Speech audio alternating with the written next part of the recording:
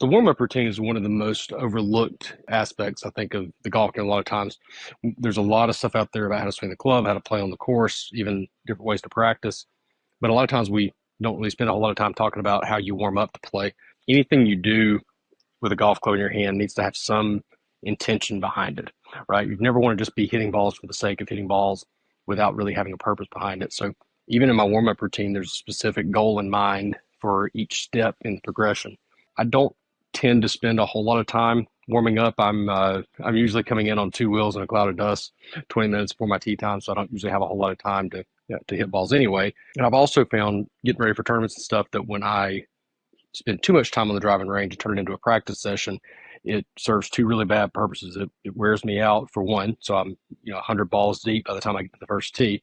But then number two, I've had 100 balls to let myself get in my head about where my swing's at for the day. So one or two things: either I hit the ball great and now I've set really really high expectations that I'm going to shoot 65 today, or I've struggled and I'm going to the first tee feeling like I'm holding a rattlesnake. So I don't want to do that. I just want to spend enough time on the range to introduce my body to the fact that we're going to go play some golf. We need to find the golf ball. I like to start off just hitting some simple little hip high to hip high shots. I just want to find the club face here, right? So I want to teach my hands where the golf ball is and just get myself in the habit of making good contact. You're just going to have an opportunity to kind of find the club face from a few shots and get yourself sort of acclimated to where the sweet spot is and get to feel that nice clip in your hands from hitting a good shot. It's a great way to kind of get a little bit of a feel for your soft shots around the green and also build some confidence because on these little simple shots, it's pretty easy to make good clean contact, get your hands sort of educated as to what impact is going to need to feel what it feels like to hit a good crisp shot. So I'm going to try to hit two or three good shots there. Then I may try to open my stance up a little bit and hit two or three good shots in with that little half hip high to hip high shot. And then after I've hit, two or three good ones with a square stance, two or three good ones with an open stance, I'm going to start to move a little bit further back with my backswing here. The second step, I'm going to take it back to where my hands are about in line with my belly button, not quite to chest or shoulder height yet, and starting to introduce weight shift just a little bit. Nothing crazy, but with the first shot, I'm really not shifting my weight hardly at all. Here I am going to kind of get into my right side just a little bit and shift it back. So if the first shot was kind of educating, introducing your hands to the golf ball in the impact position, this second shot's kind of introducing the weight shift to your lower body.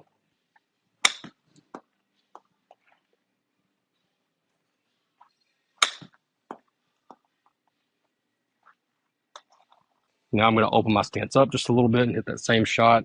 Again, just trying to get a little bit comfortable finding the ball from different setup positions and getting comfortable hitting a couple of higher, softer shots.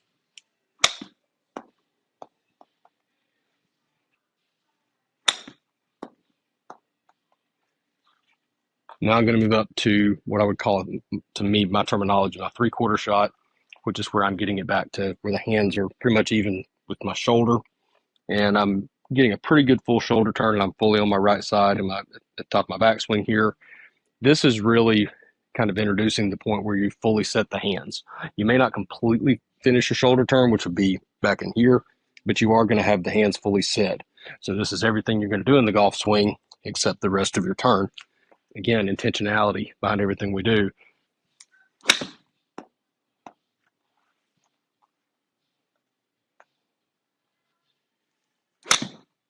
Also a good way to just kind of, especially if you're in a simulator, have a launch monitor to get a feel for your yardages.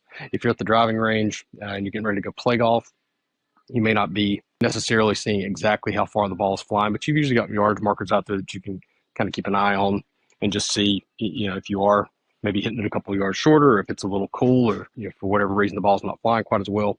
It just gives you a little bit of a hint that may be the case for the day. So now I'm going to open my stance up and hit a couple of three-quarter shots.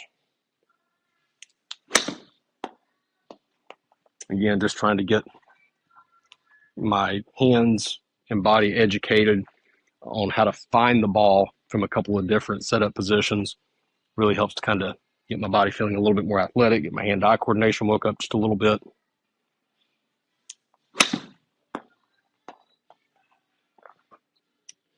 By the way, I totally forgot to say this earlier when I was recording the original video, but please like this video. It would really help our little engine that's trying its best channel. And if you're still watching at this point, then you're one of the best chances that we have to add a subscriber. So click that button as well. We'd really appreciate it. And after I've hit a couple of good ones there, I'm going to hit a couple of full shots. Sometimes I'll switch and drop down to a different club just for the sake of time. I'll keep the 60 degree for this shot. But now I'm going to take a couple of shots where I'm taking a good full swing. Again, I'm not really going full speed ever with a wedge. I'm not trying to hit, see how far I can hit a lob wedge. But I am going to go ahead and take the full swing in the sense that I'm making a full shoulder turn, getting the club back roughly to parallel, and then just keeping that smooth rhythm all the way down through the ball. And now, obviously, at this point, you're just introducing your body to the full swing for the first time and just getting yourself comfortable with a short club in your hand where you're going to be able to control it pretty well. You're not just going to go to the driving range and grab a driver and start wheeling drivers right out of the car. But this is just, again, building your way up to a full swing. I'm not too strict on exactly how many balls I'm going to hit. Usually what I'm looking at is I want to hit 2 or 3 good shots at each step in the process. If that takes me 5 or 6, that's fine. If I'm able to hit it great on the first 2 or 3 shots, that's even better. But I don't want to let myself get so obsessed with, okay, I have to hit exactly 7 of these and 3 of these and 9 of these.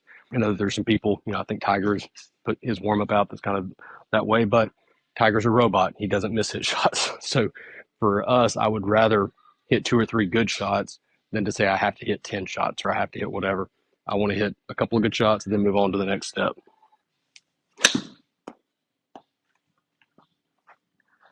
And I also try not to let myself get too caught up in the results of each shot. How you play on the driving range doesn't necessarily correlate to what you're going to do on the golf course. I'm not sitting here thinking, oh man, I've hit every shot perfect, I'm going to play great today. I'm also not trying to let myself get too in my head. If every shot doesn't go exactly where I want to, that I'm going to struggle. So once I've gone through all of my wedges and I've hit a couple of full shots. Now I'm going to go to a short iron, pitching wedge, 9 iron, 8 iron. Some people might go down to the 7. I like to go to the 8. That just seems to be the club I'm working on a lot here lately. That may be a 9 some days, it may be a 7 others. And I'm going to start off probably hitting a couple of balls at a similar pace and rhythm to what I was hitting the wedges. Again, just trying to kind of get my body woke up to the full swing, but with a little bit longer club in my hands. That one sucked.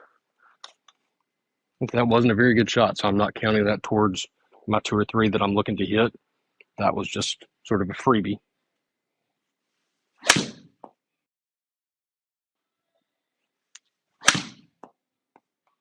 So now I'm going to hit a couple of good full 8 irons. I'm not really trying to just set a new world speed record here, but I do want to go after a couple and just get my body, starting to get my body loosened up to a true full swing before I get to the longer clubs. And in these swings, what I'm starting to add to the mix now is a little bit of focus on rhythm and power and trying to get my body thinking about the rhythm that I'm going to want to have to generate as much power as I can.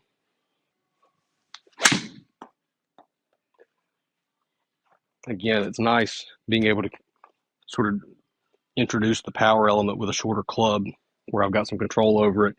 I'm not trying to do this with the driver where the first time I go full speed is going to be with the driver where the club head's 45 inches away from my hands. I'm doing this with a shorter club where I can introduce that power, but having a little bit more control over the club.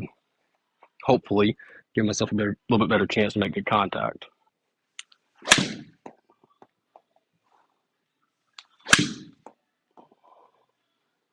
Now, if you have a launch monitor, if you're warming up on a launch monitor, I will just kind of take note of my club head speed right there. I mean, I was swinging pretty full for me, and that 8 iron speed was about 93 miles per hour.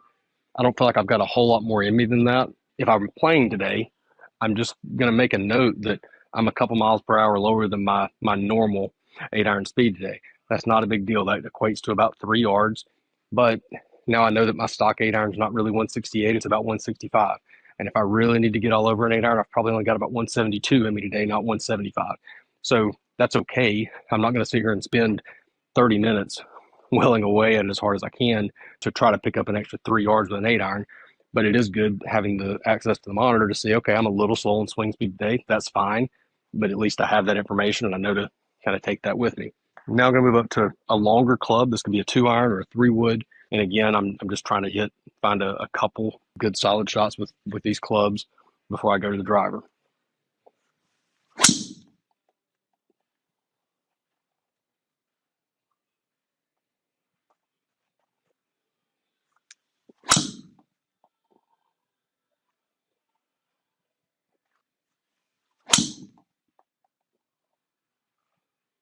And then I'm going to go to the driver and hit a couple of drivers. Again, just looking for a couple of good solid ones.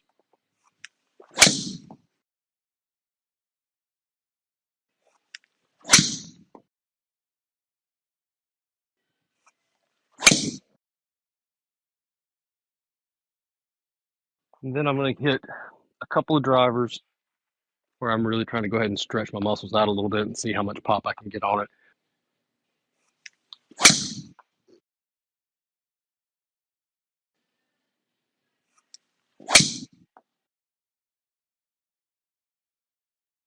Okay, so I've hit 20, 25, maybe 30 balls. If you were paying attention to that shot pattern, I did not play particularly well in my warm-up session here. I hit a few good wedges. When I got to the 8 iron, I was hitting it like crap. I hit a couple of big snap hooks with the 3 wood, a couple of big blocks with the driver. But here's the thing. If I got to go to the first tee right now, they're not going to wait on me for 30 minutes to fix this, right? I've got to go to the tee. I'm not going to get really worked up over that.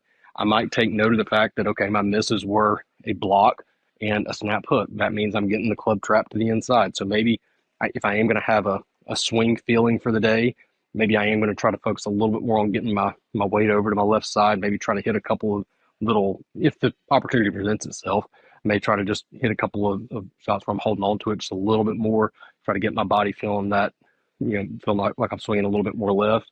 But at the same time, it's good to kind of know what my tendencies are for the day. But these are 25 balls. They may not necessarily translate at all to the golf course. So I don't want to spend too much time. You can't really ignore what you've seen on the driving range. But it also doesn't mean that you've got to just obsess over it either. Now's not the time to fix it. You're not going to fix your golf swing in 30 minutes. I've been playing the game for 30 years trying to fix my swing. Haven't done it yet. If I haven't fixed it in 30 years, I'm not going to fix it in 30 minutes. It's good to kind of assess where you're at for the day, but I'm not going to get too wound up on what I'm seeing. I just want to know what I need to play for the day. One last thing that I like to do right before I go to the tee, I like to go ahead and simulate the very first tee shot that I'm going to hit and hit that until I hit a good one. So that once I'm on the first tee, I can have that confidence knowing that I just hit this shot and I just hit it successfully. I know I can do it again. So assuming here that we've got a 400-yard par four to open the round up, I'm going to hit a couple of drivers until I hit a good one, and then we're going to head to the first tee. Because I am simulating that first shot, I'm also going to go ahead and go through my entire routine, just like I'm going to do on the first tee.